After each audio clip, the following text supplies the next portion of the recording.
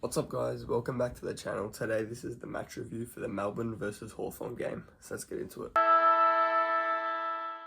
So just a bit of a short one here today, obviously it's just a match review so it's not going to be long.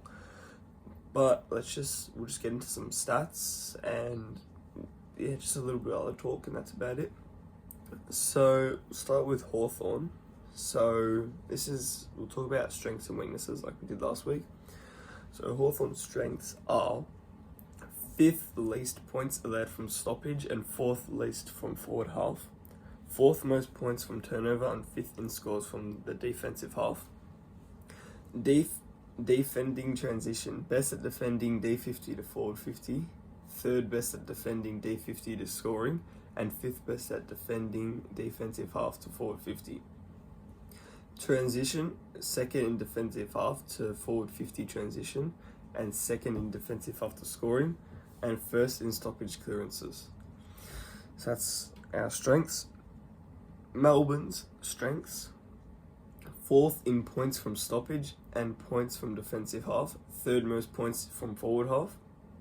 Stoppage work, 1st in hitouts to advantage, 2nd in hitouts to first possession, 4th in clearances, 2nd best loss rate for 1v1 defending contests, and 5th for handball meters gained. Hawthorn's weaknesses now: 13th in scores from stoppage, 18th in pressure acts, that's just terrible to see, 14th for intercept possessions, and 15th for marks inside 50 and inside 50 retention.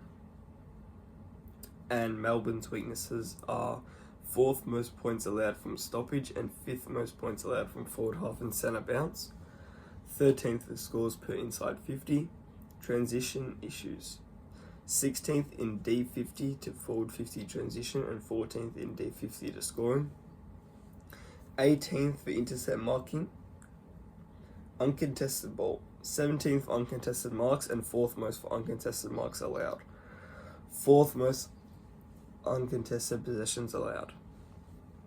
So those are the strengths and the weaknesses. Now we'll just talk a bit about the game. So Melbourne sit equal 4th if I'm correct. Yeah, so it's not going to be easy, they're not going to take it lightly. Last year they were worse than they are this year when we played them last. So let me check here. Yeah, they're sitting equal 4th with Brisbane. So they are a hard team, they're flying at the moment, but like they haven't really beat anyone convincing. I mean Brisbane, yeah, they beat Brisbane I guess, so you can count that. Was it a fluke?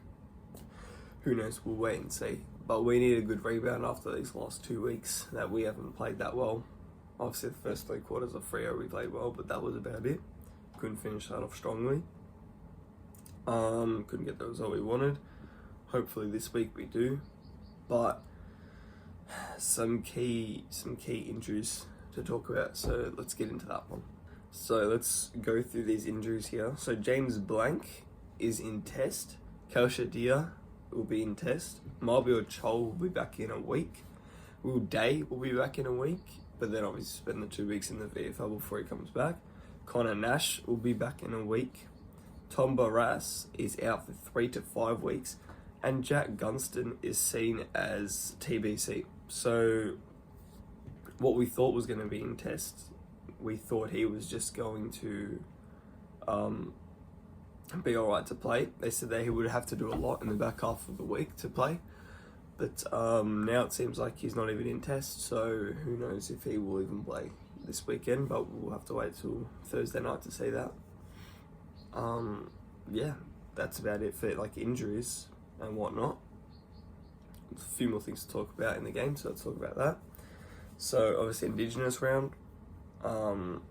This is the Guernsey we're going to be wearing. I put it on screen. It's pretty cool. Yeah, I'm not the biggest fan of it. I preferred the 2024 one, if anything, but this one looks nice. At the game, they announced there's going to be a Picket Pocket and a Wizard Bay. So at one end of the ground, there's going to be a bay with people wearing wizard hats. So like the 2024 elimination final, and the other end is going to be a Picket Pocket. They're going to hand out like cozy Picket hats or something. So it'll be cool, bit of fun action of the two smalls. You know, very fun, exciting players to watch. So it should be a good game out there. But yeah, we just need a good game out of the boys, get the result we want, and hopefully come home with a win. It's also Jack Ginnivan and Connor McDonald's 100th game. So yeah, something good at least. But yeah, that is pretty much all to talk about for the match review.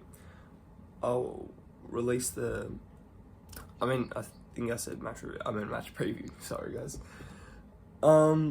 Yeah, I'll release the match review in a few days after the game. Probably Sunday. It'll come out. Sunday, Saturday night. So stay tuned for that one. That is all for today. Thank you guys for watching. Like if you enjoyed. Subscribe if you're new to the channel. And that's all for today. See you guys.